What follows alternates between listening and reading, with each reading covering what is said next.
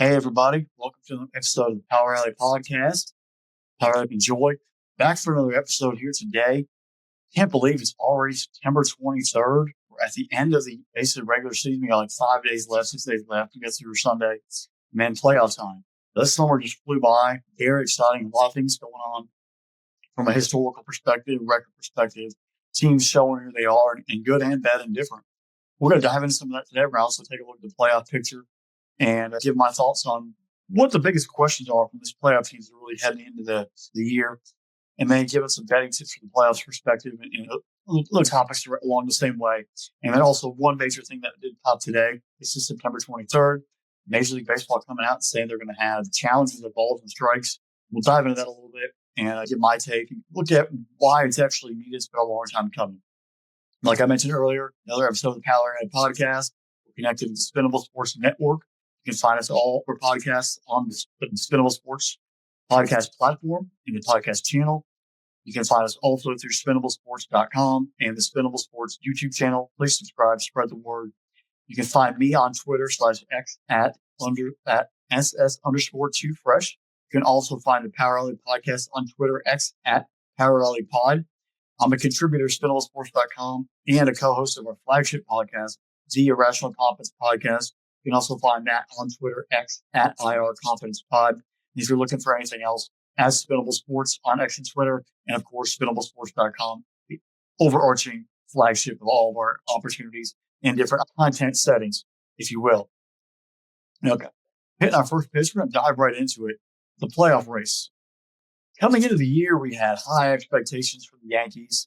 We thought they were going to go and defend their AL pennant right off the bat. It was going to be a cakewalk. Then the Garrett Cole stuff comes down. And then Devin Williams implosion, the bullpen issues, the bullpen struggling. Aaron Judge having a little hiccup of an injury in the middle of the season. And it seems still, they bonded together. I think actually it's going to make them stronger for in the playoffs. But right now, they are not AL champions. The AL East right now is currently being led by the Toronto Blue Jays, who quietly done it with suspect starting pitching. You look at the AL Central, the Tigers are running away with it. They were the first to 50 wins, I believe, in Major League Baseball, and the first to 60. And they have fallen on hard times. The team kind of, at the trade deadline, ever since they made some moves, it just doesn't feel like the vibe is the same. They're not playing as hard. They're not hitting consistently, especially Riley Green. It kind of feels like all, is relying on Tarek Skubal and the bullpen. The rest of the pitching staff have been up or down. It's just they're on the verge of potentially not even winning the division. The Guardians have trapped them down. It's weird with the Detroit Tigers. Are they going to make the playoffs? Who knows at this point? I mean, they've got 6 games left as of record. I'm not sure. If they don't, that might be one of the biggest collapses, in I'm going to say in baseball, and Major League Baseball in the past 15, 20 years. So that's pretty bad.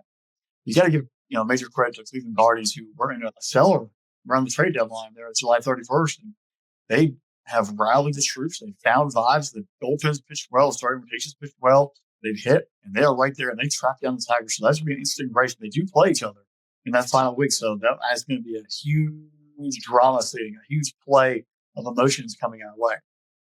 AL West, the Astros were leading for a long time. The Mariners tracked them down. The Mariners currently, as of time of record, lead the division. The Astros are already on the fringe of making the playoffs. Right now, if the playoffs started, the Astros would be on the outside looking in. The Guardians would have the final wildcard spot.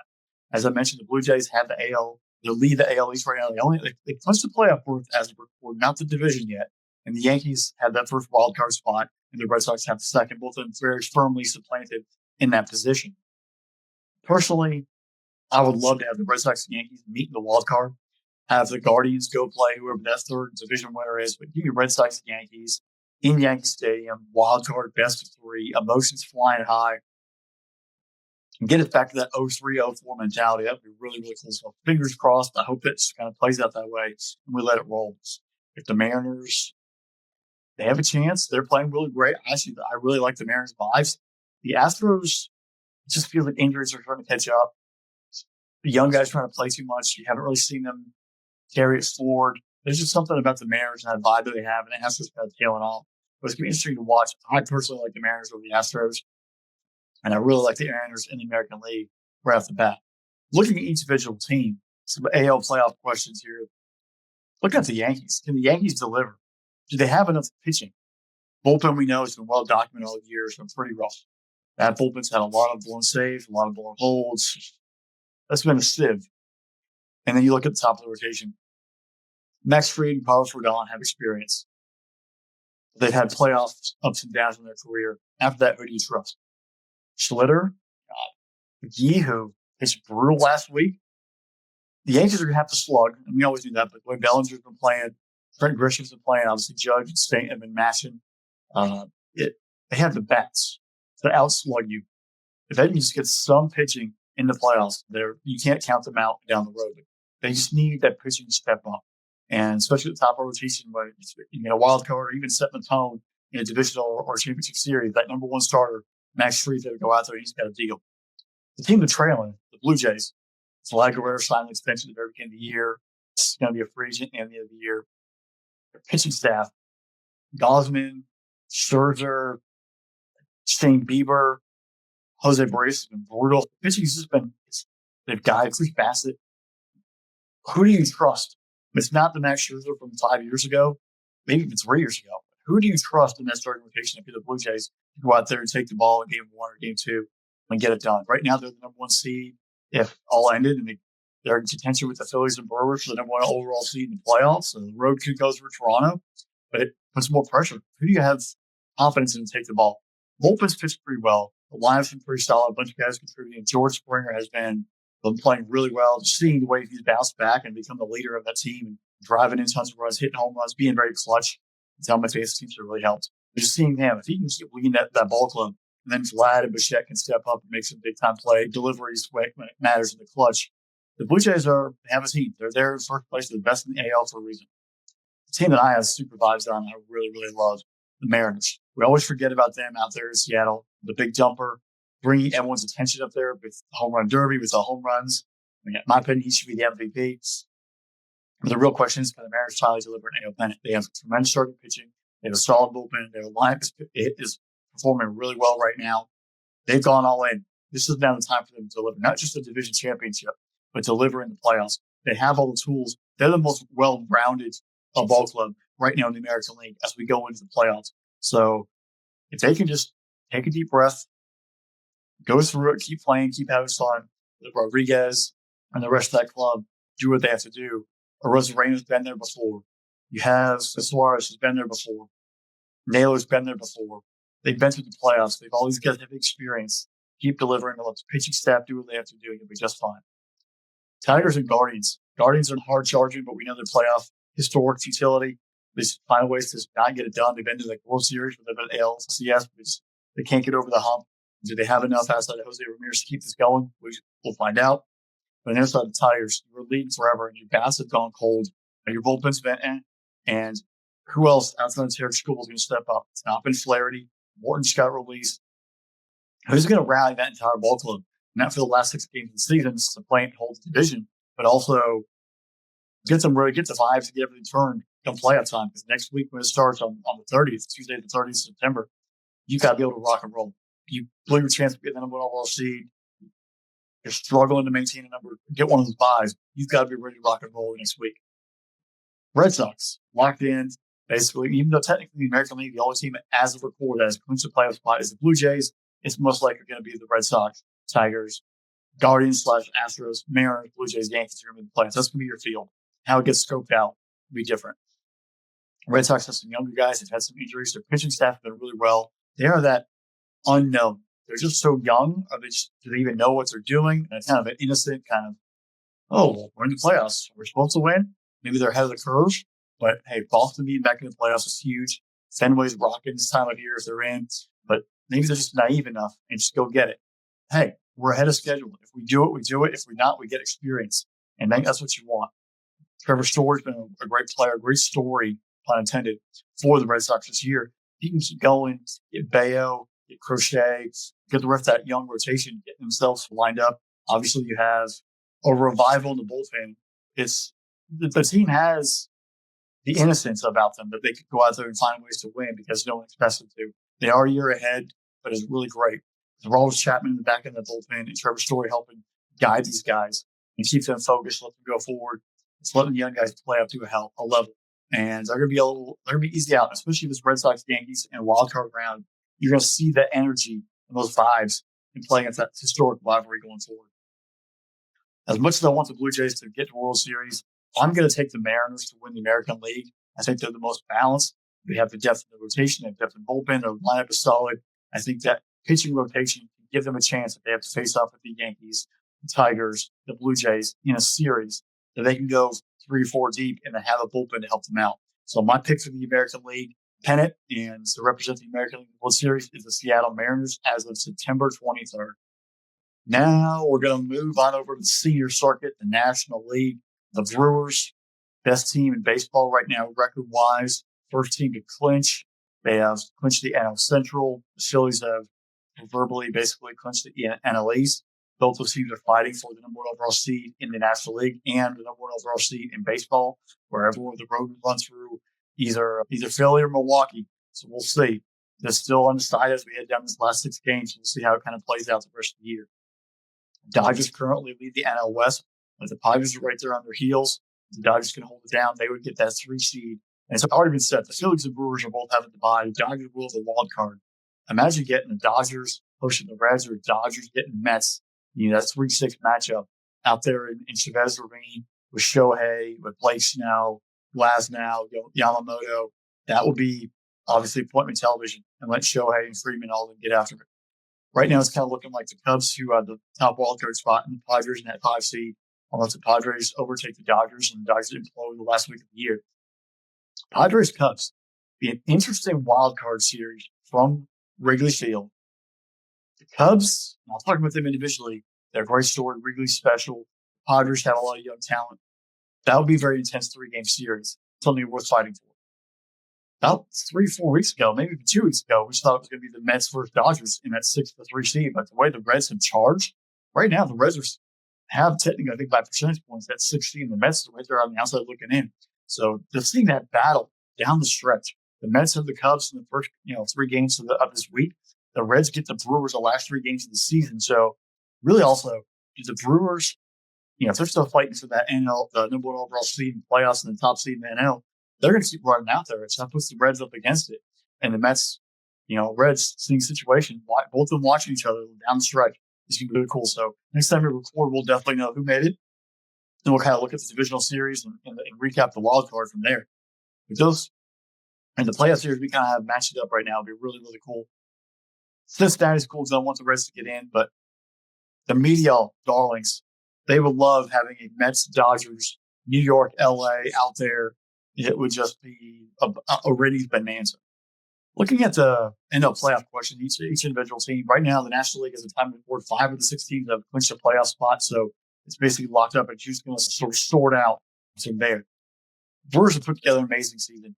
They're 1 win away from setting a franchise record in wins. It's a very young team. Has some McGill being dinged up, Woodruff going on the injury list late. Can they keep that energy going? Can they keep the vibes? Can they finally win a playoff series? They haven't won a playoff series since 2018. Can they finally get a playoff series win and build off of that? The last time this team went to World Series in 1982, and they were in the American League. So, and they 18 and 11. They've been right there in Game 7. They've been right there in the NLCS, and they just couldn't get over that hump. The team finally put together. The Jackson Churios, the Yelich's, the Caleb Durbins, the Bryce Terrains, the Sal Freliks, the Contreras, Andrew Vaughns, the Reese Hoskins, guys, the role players, the guys just sort of bonding together, and they keep doing what they're doing. It's a hodgepodge of talent that they are playing at a high level, and they keep the vibes going offensively with the bats, clutch hitting, stealing bases, driving runs in, or Freddie Peralta dealing over 200 strikeouts. Quietly a finalist, in my opinion, for the NL Cy Young. Once you get Woodruff back this break, Quintana, Quinn Treaster, I think Miz is going to be out of the bullpen. He has not shown the control to be a starter recently after his first couple starts. But the team has a vibe. They have electricity about them. Can they keep that going? On the other side, the Phillies are very veteran loaded. They have a tremendous lineup. Kyle Schwarber, Bryce Harper, Trey Turner, Castellanos, Brandon Marsh, the team, Harrison Bader, they have even Real Muto catcher. They have a loaded veteran squad who's been there before, gone to the NLCS, compete at the highest level. Can they get over that hump? Do they have enough bullpen? Duran back there in the back end, but really looking at starting rotation with Zach Wheeler out, Aaron Nola not having that great of a year. Can Rangers Flores, Luzardo, Tymon Walker, can the three of them step their game up a little bit more and guide the Phillies? They have the offense, they have the closer in the back end, but can they get the starter in the middle of relief to really sync up and get them back to a World Series? A lot to keep there in Philly. Dodgers. It's the Dodgers, guys. Kershaw is the sixth starter. She has pitched well. That bullpen has guys, even though Trine's pitched a little rough lately. Caspias they have the starters. They have the lineup. It's the Dodgers. They're defending World Series champions. It's tough to really count them out and not say they don't have a chance. You get Yamato, Glasnow, Snell, Ohtani, Kershaw. Even if Ohtani comes out of the bullpen, it's ridiculous. Look at the Cubs. PCA, Kyle Tucker. Kyle Tucker's been hurt, been dealing with a lot of injuries down the second half of the year. PCA's kind of cooled off a little bit with the bat. Can the Cubs deliver with the lights of the price? Can their pitching staff, can Shota and Managa keep them going at the top? Tyon's pitched well. Morton's pitched really well. Bullpen is suspect.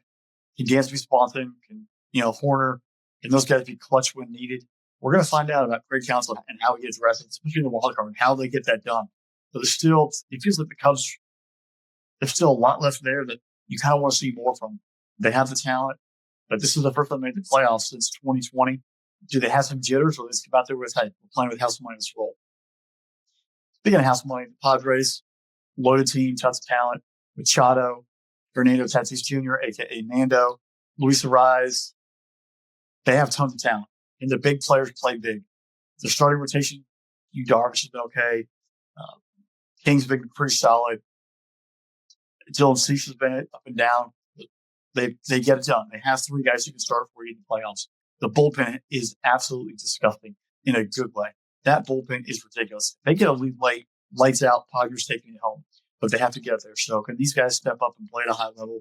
Can the flashy young talent hit when they need it in a clutch situation? Can the starters get some innings? If the Reds made it, I'll talk about the Reds just in case. The Reds make it. Their starting pitching has been really good. Hunter Green's pitched really well. The lineup has been underrated. Still waiting for De La Cruz. He hasn't hit a home, maybe one home run since May or since June. He's got to step up. He's got to be the leader at the bat.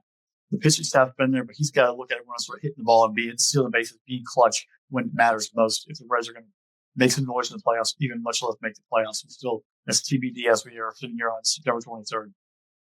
In the end, I'm a diehard Brewers fan. If they go to the World Series, even if they just get to the World Series, I will shed tears. Guarantee it'll happen. It's a life, I've already said, like my life will be fulfilled from a sports perspective. If the Brewers can make a World Series, that gives me the Brewers World Series. I've seen the Packers win Super Bowls. I've seen Georgia win national championships. I've seen the Lightning go back-to-back and win Stanley Cups. I've seen the Bucks win an NBA title. If the Brewers can even make a World Series, I will be fulfilled as a sports fan. But in my NL champion, you cannot rule out the Dodgers. That depth, that clutch ability, that pitching staff, they've spent the money for a reason. And until they are officially knocked out and defeated, I can't go against them. The Dodgers are my pick for the National League. We can get a Dodgers-Seattle World Series. That'll be a lot of fun. A lot of great pitching if that comes our way. I'm sure that all these predictions will change as we get through the wild card round into the divisional setting. But hey, something to look forward to. Mound visits about throwing strikes, right? Well, as of today, September 23rd, Major League Baseball announced they're going to use the automated ball strike challenge system during the entire 2026 season. It's been used in AAA in the minor leagues. It's been tested. It's been used during Arizona Fall League in the past, what it's all about. Even during spring training, they use it in a couple stadiums. It's not a challenge at like a second base or a fair foul or any of that. This is literally balls and strikes. Each team gets 2 challenges and they can keep if successful. Challenges can only be initiated by the pitcher, catcher, or batter and must be immediate and has to tap the hat. If the pitcher says, hey, that's a strike, tap the hat. If the hitter says, hey, that's a ball, tap the hat immediately. If the catcher says that's a strike and it's called a ball, tap their hat, in review, and the automated ball strike challenge system is going to come into play, ABS, and ball is strike and figure it out. There's arguments that, hey, why don't they just do it for everyone and completely get rid of the umpires? This is kind of a way of keeping the real human element in, but also offering a chance to counter a bad call or 2 or 12 or 25, as it was last night in San Diego between the Brewers and Padres. Absolutely brutal. The dugout can't help, the field can't help, the shortstop can't be like, hey, tap, tap, tap, that's a strike. Skipper can't be in there, the pitching coach can't be in there, like, hey, tap, tap, tap. It's strictly from the guys involved in the batter's box, on the mound, behind the plate. They said, you heard me earlier, each team gets 2 challenges and can keep it successful. So if you get the first challenge right, keep cycling through, keep rolling. Hey, that's a strike, that's a ball, that's a strike, that's a ball. If you go into extra innings and have exhausted your 2 challenges, a team is awarded a challenge for each extra inning that you enter if they don't have one currently available to them. So if you go to the 10th inning, go to the 11th, you have none, you get one, get one, get one. So you have a chance in extra innings to reset that. It's going to be interesting. I mean, it's been well documented that there are some umpires behind the dish who are absolutely horrendous. Their vision of the strike zone is brutal. There are either high or low. Sometimes one day the umpire is real high. The next umpire below you is really low. They like the low strike. So there's not consistency from that perspective. We've all been taught shoulders to knees, width of the dish, width of the plate. It changes, and obviously with catch framers, they can bring it and frame the ball. This is going to help, especially from a hitter's perspective. Like, dude, that guy's framing it pretty bad. That's not a strike. Have a chance to sort of give some bounce, give some reality, because these umps behind the plate, I know there's Angel Hernandez was absolutely brutal. There's been a couple other guys who are well documented brutal, but it's not a coincidence. And the irony is not hide me, run away from the fact that the day after there are 25 pitches missed by an umpire, blatantly missed in a game between the Padres and Brewers, that this just becomes announced. Why announce it on Tuesday? Umpires got to be held to standard too. I know they be union, but you got to be better. You got to understand the strike zone. Get it for the hitters, get it for the pitchers, because even from inning to inning is different. If you come in the first inning and this is what you set the strike zone is for my team, I better see it on the back end and the bottom of the inning. I better see the exact same element all the way through the ball game. If the first inning's top of the first is called different than the bottom of the first, and then the third inning it changes, it flips or whatever, like that's completely consistent. And you need the same zone, the same pitcher. Obviously, pitchers are different. They get rotated in out of the bullpen, but the set zones should be the same. And that's what ABS is going to bring us. And hopefully give some security to both sides to make sure we are getting, pitchers aren't getting squeezed, but hitters also have a chance to say, hey, that's a little outside. We'll find out as more of it goes, but it has been used, been tested, and I got a feeling it's going to be a great win across the board. I do like the element of keeping the umpires involved and having the normal ball strike, but this has a way to hold them accountable in any way that might be egregious both ways. Jumping to another thing, the World Baseball Classic is coming in March. And if you listened to podcasts before, we have been going through building out our own Team USA. We're trying to help, March Rosa lead squad. Obviously see that. Last World Baseball Classic, lost to Japan in the final. Year before we won. Need to put together the best roster and get out there and get ourselves a dub and get the trophy back. So we're putting together the best roster we can think of. We'll do this all the way up through full rosters announced. And hopefully we have a lot of these guys on the team in real life. So far, we've already have Aaron Judge and Paul Steen. They were our first 2 picks because they were announced before we started the list. We could not keep them off, and they would have been on anyway. I know Zach Wheeler is my next starting pitcher. He's hurt. Hopefully he comes back. I doubt he'll be back in March in time, but he was on my roster initially. I would love to have had him in my rotation. Kyle Schwarber, then I have Mookie Betts and Josh Hader. We had Bobby Witt a month and a half before he was actually really announced, and we're ahead of the game there. So Bobby Witt's my shortstop. Griffin Jackson, if you hear the story, look back at a few previous couple episodes, but he's obviously, he went to the Air Force Academy. His wife is a lieutenant colonel in the Air Force. So pretty solid connection. Captain America, get him in the bullpen. And he also is a very good pitcher. Nolan Arenado, a great defensive third baseman. I got to have him there to cover down the hot corner. Jason Adam, I know he got hurt in real life from the Padres. I would love to have him. We had him announced well before he got hurt, but he would have been a great setup guy in that bullpen. He's lights out. Cal Raleigh was announced 3 weeks to a month before in real life, so we get credit for that one too. Cal Raleigh, my catcher. Mason Miller, we had that taken care of back when he was at the Athletics for the trade deadline. He is now obviously on the Padres. Then from there, we went a pair of Tigers. So Riley Green and Tarek Skubal. Then we went Pete Alonso and Tyler Rogers. Last episode, we had Corbin Carroll from the Diamondbacks and Garrett Crochet from the Red Sox.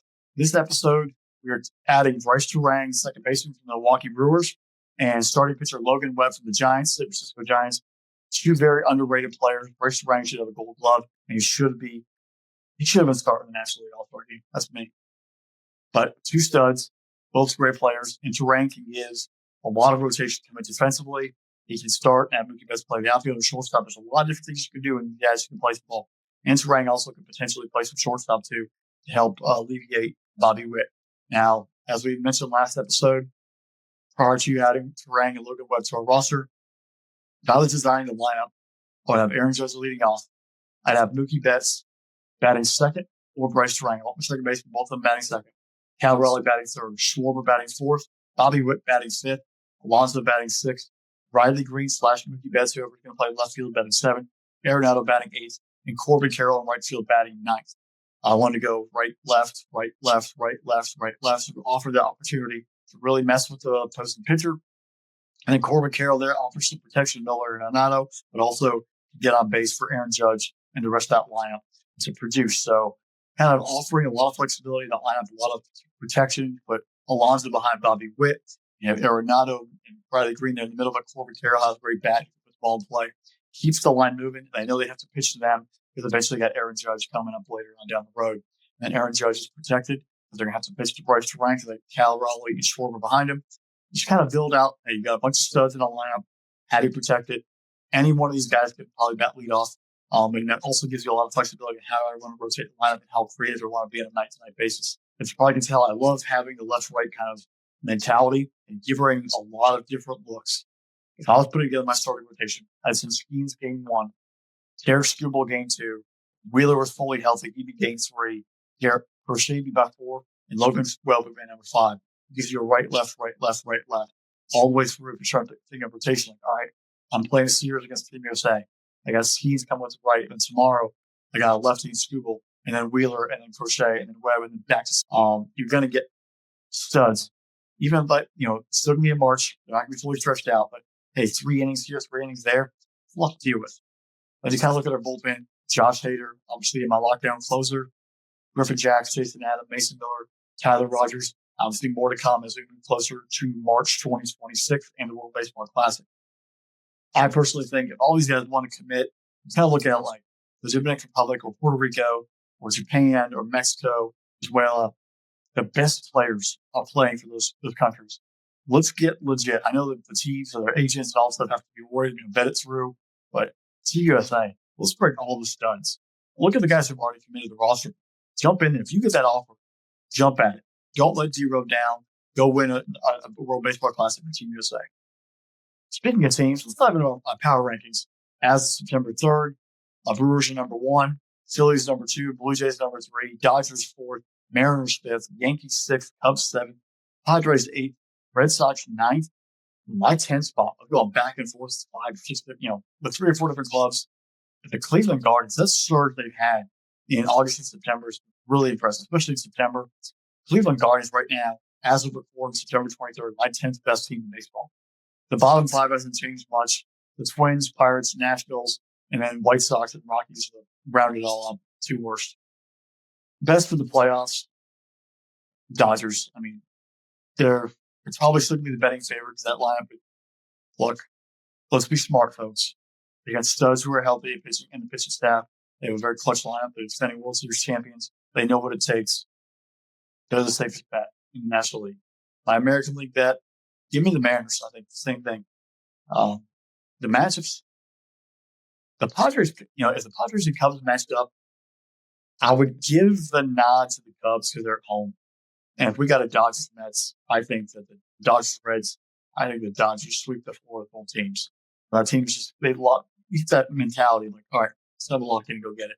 And that's where I think that they are. The Brewers, I guess if you want to bet like stolen bases, go with stolen bases with the Brewers.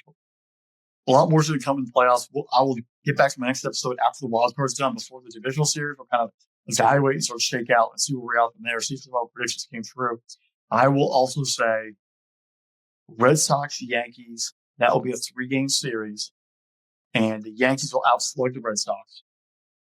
And if we give me Tigers and Guardians, Tigers, I think we might even get a fight on the field. I think if the Astros bail out, give me the Guardians, Tigers, and one of them wins the division. The other one has, the series like last year in the divisional series. They don't like each other. They hate each other. There's enough energy there. I actually kind of want that to happen, especially since they played twice in the last 2 weeks of the year. Then you meet in a playoff series. Oh, I mean, that's going to be spicy, pitch by pitch. And there's going to be some bad blood. There's going to be some energy. There's probably going to be a brawl. Going to be a brush back. Give me the drama. Give me the drama in the AL wildcard on both sides. The Yankees, Red Sox, Guardians, Tigers. We need entertainment. It's sports, it's energy, it's intensity, it's playoff time. October baseball is always unparalleled. It's a whole new level. If you have division rivals going after it, Cleveland, Detroit, they don't like each other. It's Ohio and Michigan. They hate each other. Give me that energy in the wild card. That'd be pure. I don't care if it's a 1 o'clock start on Tuesday. Give me that energy. I'm tuning in. That's what I want to see. We'll find out how it plays out the last week of the year, and I'll come back to you guys and sort of recap the wild card and look ahead to the divisional series and the championship series on our next episode. I really enjoyed. Keep spreading the word. Power Alley Podcast. You can find us at Power Alley Pod on X Twitter. We are through SpittableSports.com and Spittable Sports YouTube channel and the Spittable Sports Network. Please spread the love, subscribe, spread the word, engage with us, hit us up at Spittable Sports on Twitter. I'm also on my individual Twitter handle at SS_2fresh, at SS_2fresh. Hit me up. I want to engage in all sports, not just baseball, but this and the Power Alley Pod. But obviously, you can also check us out on the flagship podcast from Spittable Sports, the Irrational Confidence Podcast, at IR Confidence Pod. Hit us up any way you want to talk about baseball, NFL, college football, whatever you want to bring to us, bring it our direction. We're happy to engage and talk with you. We love everybody. We'll hit you up next time. And until then, keep tuning in, keep watching sports, keep watching baseball. Hit us up, whatever you want. Any comments, any questions, any thoughts, spread the word. Help build us our platform. We love talking sports. We want to be with you at SpinnableSports.com. We'll catch you next time. More chatter from the Power Alley. And until then, bye, y'all.